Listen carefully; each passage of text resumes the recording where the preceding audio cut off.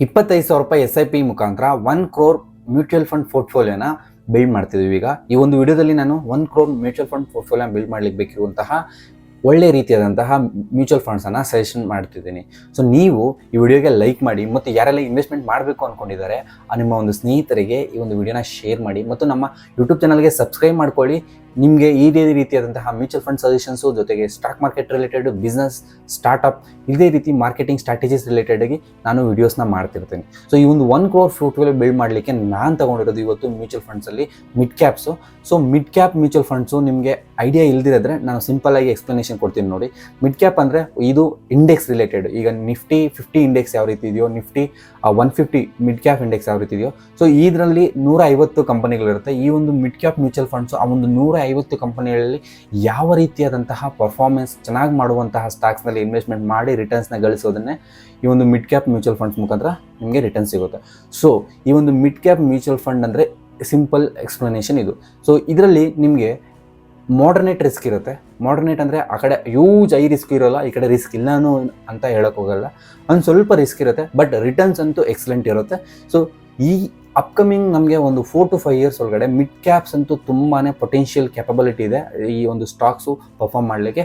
ನಾವು ಡೈರೆಕ್ಟಾಗಿ ಸ್ಟಾಕ್ಸಲ್ಲಿ ಇನ್ವೆಸ್ಟ್ಮೆಂಟ್ ಮಾಡಿಲ್ಲ ಅಂದರೂ ಪರವಾಗಿಲ್ಲ, ಈ ಒಂದು ಮಿಡ್ ಕ್ಯಾಪ್ ಮ್ಯೂಚುವಲ್ ಫಂಡ್ಸಲ್ಲಿ ಇನ್ವೆಸ್ಟ್ಮೆಂಟ್ ಮಾಡಿ ಸಹ ಒಳ್ಳೆ ದುಡ್ಡನ್ನು ಗಳಿಸ್ಬೋದು. 25,000 SIP ಮುಖಾಂತರ ನಾವು 1 crore ಪೋರ್ಟ್ಫೋಲಿಯೋನ ಬಿಲ್ಡ್ ಮಾಡೋದು ನಾನು ಈಗ ತಿಳಿಸ್ಕೊಡ್ಲಿಕ್ಕೆ ಹೊರಟಿದ್ದೀನಿ.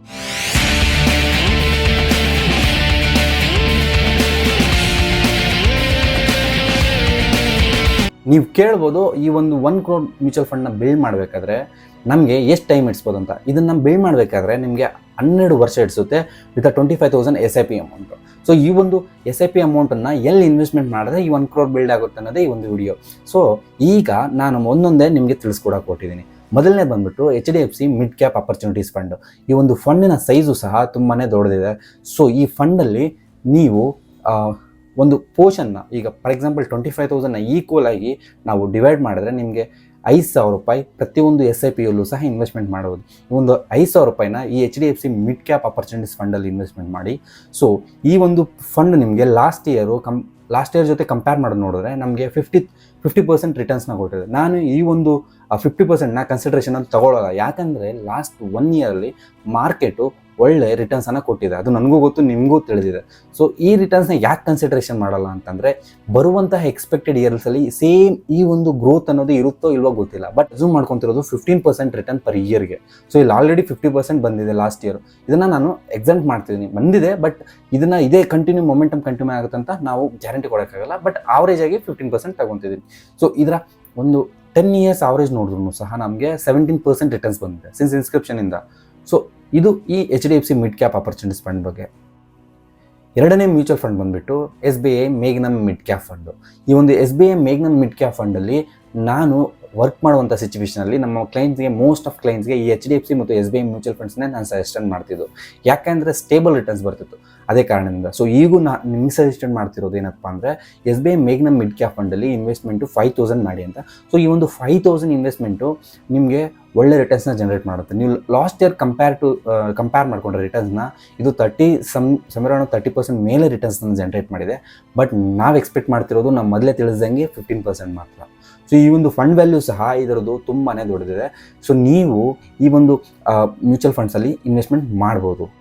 ಇನ್ನು ಮೂರನೇ ಮ್ಯೂಚುವಲ್ ಫಂಡ್ ಯಾವುದಪ್ಪ ಅಂದರೆ ಆಕ್ಸಿಸ್ ಗ್ರೋತ್ ಆಪರ್ಚುನಿಟೀಸ್ ಫಂಡು. ಈ ಒಂದು ಫಂಡು ಒಳ್ಳೆ ರಿಟರ್ನ್ಸ್ನ ಲಾಸ್ಟ್ ಇಯರಲ್ಲೂ ಜನರೇಟ್ ಮಾಡಿದೆ. ಬಟ್ ಈ ಒಂದು ಫಂಡಿನ ಸ್ಪೆಷಾಲಿಟಿ ಏನಪ್ಪ ಅಂದರೆ ಈ ಒಂದು ಫಂಡು ಇಂಟರ್ನ್ಯಾಷನಲ್ ಮಾರ್ಕೆಟ್ನಲ್ಲೂ ಸಹ ಇನ್ವೆಸ್ಟ್ಮೆಂಟ್ ಮಾಡುತ್ತೆ. ಇದರಲ್ಲಿ ಮೋರ್ ದೆನ್ 15% ಆಫ್ ಇನ್ವೆಸ್ಟ್ಮೆಂಟು, ನೀವು ₹100 ಇನ್ವೆಸ್ಟ್ಮೆಂಟ್ ಮಾಡಿದ್ರೆ ಅದರಲ್ಲಿ ₹15 ಆಲ್ಮೋಸ್ಟು ಹೋಗಿ ಇಂಟರ್ನ್ಯಾಷನಲ್ ಮಾರ್ಕೆಟ್ಸಲ್ಲಿ ಇನ್ವೆಸ್ಟ್ಮೆಂಟ್ ಆಗುತ್ತೆ. ಸೊ ಈ ಒಂದು ಮ್ಯೂಚುವಲ್ ಫಂಡಲ್ಲಿ ನಮಗೆ ಡೈವರ್ಸಿಫಿಕೇಷನ್ ಅನ್ನೋದು ಸಿಗುತ್ತೆ. ಇಂಟರ್ನ್ಯಾಷನಲ್ ಮಾರ್ಕೆಟ್ ಡೈವರ್ಸಿಫಿಕೇಷನು ಸಿಗುತ್ತೆ ಮತ್ತು ನಮ್ಮ ಇಂಡಿಯನ್ ಮಾರ್ಕೆಟ್ಸಲ್ಲಿ ಡೈವರ್ಸಿಫಿಕೇಷನು ಸಿಗೋದು.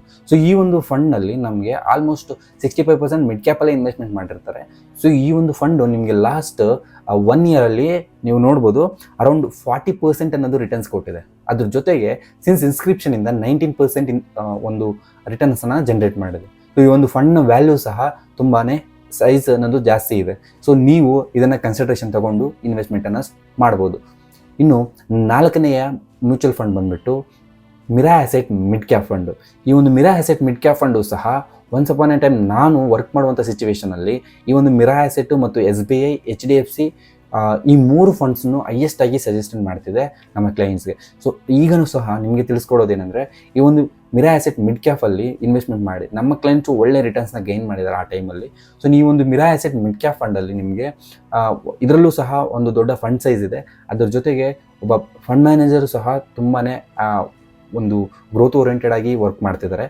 ಸೊ ಈ ಒಂದು ಮಿರಾ ಆ್ಯಸೆಟ್ ಮಿಡ್ ಕ್ಯಾಪ್ ಫಂಡಿನ ನಿಮಗೆ ರಿಟರ್ನ್ಸನ್ನು ನೋಡೋದಾದರೆ, ಈ ಒಂದು ಮಿರಾ ಆ್ಯಸೆಟ್ ಮಿಡ್ ಕ್ಯಾಪ್ನಲ್ಲಿ ಲಾಸ್ಟು 1 ಇಯರಲ್ಲಿ ನಿಮಗೆ 42% ರಿಟರ್ನ್ ಕೊಟ್ಟಿದೆ. ನಾವು ಇದನ್ನು ಕನ್ಸಿಡರೇಷನ್ ಮಾಡಲ್ಲ ಅಂತ ಹೇಳಿದ್ದೀನಿ, ಯಾಕೆಂದರೆ ಲಾಸ್ಟ್ ಈ ಇಯರಲ್ಲಿ ಬಂದಂತಹ ಗ್ರೋತನ್ನು ನಾವು ಕನ್ಸಿಡರ್ ಮಾಡ್ತಿಲ್ಲ. ಬಿಕಾಸ್ ಆಫ್ ಒಂದು ಒಳ್ಳೆ ರ್ಯಾಲಿ ಕೊಟ್ಟಿದೆ. ಸೊ ಇದರಲ್ಲಿ ನಿಮಗೆ ನಂಬರ್ಸ್ ಅನ್ನೋದು ತುಂಬಾ ಜಾಸ್ತಿ ಇರುತ್ತೆ. ಬಟ್ ನಾವು ಅಸಂಪ್ಷನ್ ಮಾಡಿರ್ತಿರೋದು ಎಷ್ಟು ಅಂತಂದರೆ 15%. ಸೊ ಇದನ್ನು ಮತ್ತೆ ರಿಮೆಂಬರ್ ಮಾಡ್ತಿದ್ದೀನಿ, ನೀವು ಅದನ್ನು ಸರಿಯಾಗಿ ಅರ್ಥ ಮಾಡ್ಕೋಬೇಕಾಗುತ್ತೆ. ಸೊ ಈ ಒಂದು ಫಂಡ್ನಲ್ಲಿ ನಿಮಗೆ ಸಿನ್ಸ್ ಇನ್ಸ್ಕ್ರಿಪ್ಷನಿಂದ 25% ಅನ್ನೋದು ರಿಟರ್ನ್ಸ್ ಜನ್ರೇಟ್ ಮಾಡಿದೆ ಈ ಒಂದು ಫಂಡು. ಈ ಒಂದು ಫಂಡ್ ಅಂತೂ ಒನ್ಸ್ ನಾನು ಜಾಯ್ನ್ ಆದಮೇಲೆ ವರ್ಕ್ ಪ್ಲೇಸಲ್ಲಿ ಜಾಯ್ನ್ ಆದಮೇಲೆ ಈ ಒಂದು ಫಂಡ್ ಅಂತೂ ತುಂಬಾ ಸಜೆಸ್ಟ್ ಮಾಡಿ ನಮ್ಮ ಕ್ಲೈಂಟ್ಸ್ ಅಂತೂ ತುಂಬಾ ಹ್ಯಾಪಿ ಇದ್ದಾರೆ ಈ ಒಂದು ಫಂಡ್ ಮುಖಾಂತರ. ಸೊ ನೀವು ಸಹ ಈ ಒಂದರಲ್ಲಿ ಫಂಡ್ನಲ್ಲಿ ಇನ್ವೆಸ್ಟ್ಮೆಂಟ್ ಮಾಡಿ ಒಳ್ಳೆ ರಿಟರ್ನ್ಸ್ನ ಜನ್ರೇಟ್ ಮಾಡಿ. ನಾನು ಈಗಾಗಲೇ ತಿಳಿಸಿದ್ದೀನಿ, ಈಚ್ ಫಂಡ್ 5,000 rupees. ನೀವು ಈ ರೀತಿ ಇನ್ವೆಸ್ಟ್ಮೆಂಟ್ ಮಾಡ್ತಾ ಹೋದರೆ ನಿಮಗೆ ಓವರ್ ದ ಪೀರಿಯಡ್ ಆಫ್ 12 ಇಯರ್ಸಲ್ಲಿ ನಿಮ್ಮ ಒಂದು ಪೋರ್ಟ್ಫೋಲಿಯೋದಲ್ಲಿ 1 crore ಅನ್ನೋದು ರಿಫ್ಲೆಕ್ಟ್ ಆಗುತ್ತೆ. ಸೊ 5ನೇ ಮ್ಯೂಚುವಲ್ ಫಂಡ್ ಯಾವುದಪ್ಪ ಅಂದರೆ ಕೋಟೆಕ್ ಎಮರ್ಜಿಂಗ್ ಮ್ಯೂಚುವಲ್ ಫಂಡ್. ಈ ಒಂದು ಕೋಟೆಕ್ ಎಂಟೈರ್ AMCಯಲ್ಲಿ ನನ್ನ ಒಂದು ಸಜೆಷನ್ಸ್ ನಾನು ಕೊಟ್ಟಿರೋದಂದರೆ, ನನ್ನ ಒಂದು ವರ್ಕ್ ಪ್ಲೇಸಲ್ಲಾಗಿರಲಿ, ಅದಾದ ನಂತರ ನಾನು ಮಾಡುವಂಥ ಓನ್ ಪ್ರಾಕ್ಟೀಸಲ್ಲಾಗಲಿ, ಈ ಒಂದು ಕೋಟೆಕ್ ಎಮರ್ಜಿಂಗ್ ಆಪರ್ಚುನಿಟೀಸ್ ಫಂಡಲ್ಲಿ ನಾನು ತುಂಬಾ ಎಂಟೈರ್ AMCಗೆ ಇದೊಂದನ್ನೇ ಫಂಡನ್ನೇ ನಾನು ಸಜೆಸ್ಟ್ ಮಾಡ್ತೀನಿ. ಇದು ಮತ್ತು ಅದ್ರ ಜೊತೆಗೆ ಕೋಟೆಕ್ ಮ್ಯಾನುಫ್ಯಾಕ್ಚರಿಂಗ್ ಫಂಡ್ ಇತ್ತು, ಅದನ್ನು ಸಜೆಸ್ಟ್ ಮಾಡ್ತಿದ್ದೆ. ಅದೊಂದು ಸ್ವಲ್ಪ ಲೋ ಪರ್ಫಾರ್ಮೆನ್ಸ್ ಕೊಡುತ್ತಿದೆ, ಬಟ್ ಕಂಪೇರ್ ಟು ಬೇರೆ ಮ್ಯಾನುಫ್ಯಾಕ್ಚರಿಂಗ್ ಇಂಡಸ್ಟ್ರಿ ಲೆವೆಲ್ ಚೆಕ್ ಮಾಡಿದ್ರೆ it was doing very great. But ಈ ಒಂದು ಕೋಟೆಕ್ ಎಮರ್ಜಿಂಗ್ ಈಕ್ವಿಟಿ ಫಂಡ್ ಏನಿದೆ, ಈ ಒಂದು ಕೋಟೆಕ್ ಎಮರ್ಜಿಂಗ್ ಈಕ್ವಿಟಿ ಫಂಡು ಈ ಒಂದು ಸಿಚುವೇಷನಲ್ಲಿ ನಮಗೆ ಮೋರ್ ದೆನ್ 33%, ಲೈಕ್ ಈ ಲಾಸ್ಟ್ ಇಯರು 33% ರಿಟರ್ನ್ಸನ್ನು ಜನ್ರೇಟ್ ಮಾಡಿದೆ. ಸಿನ್ಸ್ ಇನ್ಸ್ಕ್ರಿಪ್ಷನಿಂದ ಇದು 15% ಇದೆ, ಬಿಲೋ ಎಕ್ಸ್ಪೆಕ್ಟ್, ಲೈಕ್ 14% ಸಮಥಿಂಗ್ ಇದೆ, ಬಟ್ 15% ಅಸಂಪ್ಷನ್ ಮಾಡ್ಕೊಳ್ಳೋಣ. ಸೊ ಈ ಒಂದು ಸಿನ್ಸ್ ಇನ್ಸ್ಕ್ರಿಪ್ಷನಿಂದ ಇದು 14% ಜನ್ರೇಟ್ ಮಾಡಿದೆ. ಈಗ ನೀವು ಯಾಕೆ ಇದನ್ನು ಸಜೆಸ್ಟ್ ಮಾಡ್ತೀನಿ ಅಂತ ಕೇಳ್ಬೋದು. ಸೊ ಇದರ ಒಂದು ಟ್ರ್ಯಾಕ್ ರೆಕಾರ್ಡ್ ರೀಸೆಂಟ್ ಇಯರ್ಸಲ್ಲಿ ತುಂಬಾ ಗ್ರೋತನ್ನು ತೋರಿಸಿದೆ. ಸೊ ಈ ರೀಸನಿಂದನೇ ಈ ರೀಸೆಂಟ್ ಇಯರ್ಸ್ ಅಂದರೆ, ಫಾರ್ ಎಕ್ಸಾಂಪಲ್ ನಾನು ಲಾಸ್ಟ್ 1 ಇಯರ್ದು ನಾವು ಅಸಂಪ್ಷನ್ ತಗೋಬಾರ್ದು ಅಂತಿದ್ದೀನಲ್ವಾ. ಸೊ ರಿಮೈನಿಂಗ್ ಲಾಸ್ಟ್ 2 ಇಯರ್ದು ಚೆಕ್ ಮಾಡಿಕೊಂಡ್ರೆ 18%, ಲಾಸ್ಟ್ 5 ಇಯರ್ಸ್ದು ನಿಮಗೆ ಸಮರ್ ಅರೌಂಡ್ 20 to 21%, ಇದರಲ್ಲಿ ನೀವು ವೇರಿಯೇಷನ್ಸ್ನ ನೋಡ್ಬೋದು. ಸೊ ಇದರಲ್ಲಿ ಕನ್ಸಿಸ್ಟೆನ್ಸಿ ರಿಟರ್ನ್ಸ್ ಅನ್ನೋದಿದೆ. ಒಂದು Kotak emerging equity fund upcoming ಇಯರ್ಸಲ್ಲಿ ಒಳ್ಳೇದು ಮಾಡುತ್ತೆ ಅಂತ ನನ್ನ ಒಂದು ಅನಿಸಿಕೆ. ಸೊ ನಾನು ಈ ಎಲ್ಲ ಮ್ಯೂಚುವಲ್ ಫಂಡ್ ರೆಕಮೆಂಡೇಷನ್ ನಿಮ್ಗೇನು ಮಾಡಿದ್ದೀನಿ, ಈ ಒಂದು ಮ್ಯೂಚುವಲ್ ಫಂಡ್ ರೆಕಮೆಂಡೇಷನ್ಸ್ನು ಆಫ್ಟರ್ ಎವ್ರಿ 1 ಇಯರು ನಿಮಗೆ ಒಂದು ರಿವ್ಯೂ ವಿಡಿಯೋನ ಕೊಡ್ತೀನಿ, ಎಷ್ಟು ಪರ್ಸೆಂಟೇಜು ಅದು ಗ್ರೋತ್ ಅನ್ನೋದು ಕಂಡಿದೆ ಅಂತ. ಸೊ ನೀವು ಅದರಲ್ಲಿ ನೀವು ನೋಡ್ಬೋದು. ಈಗ ನೀವೇ ಇನ್ವೆಸ್ಟ್ಮೆಂಟ್ ಮಾಡಿದ್ರೆ ಆ ಒಂದು ಪೋರ್ಟ್ಫೋಲಿಯೋನ ನೀವೇ ಬಿಲ್ಡ್ ಮಾಡ್ಕೊಂಡು ನೀವು 1 crore ನೋಡ್ಬೋದು. ಬಟ್ ನೀವು ಇನ್ವೆಸ್ಟ್ ಮಾಡದೇ ಇದ್ರೂ ಸಹ ನಾನು ಅದನ್ನು ರಿವ್ಯೂ ವಿಡಿಯೋನ ಹಾಕ್ತೀನಿ. ಯಾಕೆ ಅಂದರೆ ಈ ಒಂದು ಫಂಡ್ಸನ್ನು ಪರ್ಫಾರ್ಮ್ ಆಗಿದೆಯಾ ಇಲ್ವಾ ಅಂತ ನಿಮಗೆ ಟ್ರಾನ್ಸ್ಪರೆನ್ಸಿನ ತೋರಿಸ್ಬೇಕು. ಸೊ ನನಗೆ ಈಗ ಆಲ್ರೆಡಿ ನನ್ನ ಒಂದು ಈ ಆ್ಯಂಫಿ ರಿಲೇಟೆಡ್ ಒಂದು ಲೈಸೆನ್ಸ್ ಇದೆ ಅಂತ ತಿಳಿಸ್ಕೊಟ್ಟಿದ್ದೀನಿ.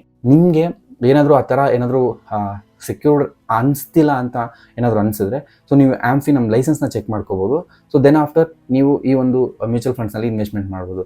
ಸೊ ಇದು ನಾನು ಬರೀ ಎಜುಕೇಷನ್ ಪರ್ಪಸ್ಗೋಸ್ಕರ ಒಂದು ಸ್ವಲ್ಪ ನಿಮ್ಮ ಓನ್ ಪರ್ಸ್ನಲ್ ಫೈನಾನ್ಷಿಯಲ್ ಅಡ್ವೈಸರ್ಸ್ನ ನೀವು ಕನ್ಸಲ್ಟ್ ಮಾಡಿ ಅವ್ರ ಜೊತೆಗೆ ಡಿಸ್ಕಸ್ ಮಾಡಿ ದೆನ್ ಇನ್ವೆಸ್ಟ್ ಮಾಡಿ ಅಂತ ನಾನು ಬೆಟರ್ ಸಜೆಷನ್ ಕೊಡ್ತೀನಿ. ಯಾಕೆ ಅಂದರೆ ನಿಮ್ಮ ಒಂದು ರಿಕ್ವೈರ್ಮೆಂಟ್ಸು, ನಿಮ್ಮ ಒಂದು ಪೋರ್ಟ್ಫೋಲಿಯೋ, ನಿಮ್ಮ ಒಂದು ಫೈನಾನ್ಸ್ ರಿಲೇಟೆಡ್ ಸ್ಟಫ್ ಅನ್ನೋದು ಡಿಫ್ರೆಂಟ್ ಇರುತ್ತೆ. ನನ್ನ ಒಂದು ಅನಿಸಿಕೆ ಏನಪ್ಪ ಅಂದರೆ, ಒಬ್ಬೊಬ್ಬರ ಒಂದು ಫೈನಾನ್ಷಿಯಲ್ ಸ್ಟ್ರಕ್ಚರ್ ಅನ್ನೋದು ಡಿಫ್ರೆಂಟ್ ಇರುತ್ತೆ. ಈಗ ಫಾರ್ ಎಕ್ಸಾಂಪಲ್ ನನಗೆ 1 lakh ಸ್ಯಾಲ್ರಿ ಬರ್ತಿರ್ಬೋದು, ನಿಮಗೆ 2 lakh ಸ್ಯಾಲ್ರಿ ಬರ್ತಿರ್ಬೋದು, ನಿಮಗೆ ಹೋಮ್ ಲೋನ್ ಇರ್ಬೋದು, ನನಗೆ ಹೋಮ್ ಲೋನ್ ಇಲ್ಲದೇ ಇರ್ಬೋದು.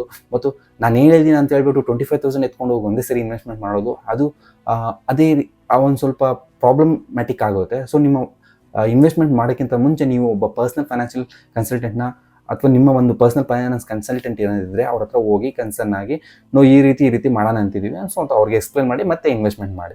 ಸೊ ನಾನು ಇದನ್ನು ಒಂದು ಎಜುಕೇಷನ್ ಪರ್ಪಸ್ಗೋಸ್ಕರ ನಿಮಗೆ ತಿಳಿಸ್ಕೊಡ್ತಿದ್ದೀನಿ. So even though having licence also, but ಇದು ಎಜುಕೇಷನ್ ಪರ್ಪಸ್ಗೋಸ್ಕರ ನೀವು ನಿಮ್ಮ ಒಂದು ಫೈನಾನ್ಷಿಯಲ್ ಕನ್ಸಲ್ಟೆಂಟ್ನ ಕನ್ಸಲ್ಟ್ ಮಾಡಿ ಆನಂತರ ನಿಮ್ಮ ಒಂದು ನಿರ್ಧಾರವನ್ನು ತಗೊಂಡು ಇನ್ವೆಸ್ಟ್ಮೆಂಟ್ ಮಾಡಿ ಅಂತ ಹೇಳ್ತಾ ಈ ಒಂದು ವಿಡಿಯೋನ ಇಲ್ಲೇ ಮುಗಿಸ್ತೀನಿ. ನಿಮಗೆ ಇದೇ ರೀತಿಯಾದಂತಹ money related, mutual funds related, stock market related ಮತ್ತು business case study, startups related stuff ಏನೆಲ್ಲ ಬೇಕು ಕನ್ನಡದಲ್ಲಿ ನಾನು ನಿಮಗೆ ಒದಗಿಸ್ಕೊಡ್ತೇನೆ ಈ ಒಂದು ಯೂಟ್ಯೂಬ್ ಚಾನಲ್ ಮುಖಾಂತರ. ಈ ಮನಿ ಟ್ಯಾಕ್ಸ್ ಯೂಟ್ಯೂಬ್ ಚಾನಲ್ ನಿಮಗಾಗಿ, ನಿಮ್ಮ ಒಂದು ಗ್ರೋತ್ಗಾಗಿ. ಮುಂದೆ ಸಿಗೋಣ. ಬಾಯ್ ಬಾಯ್.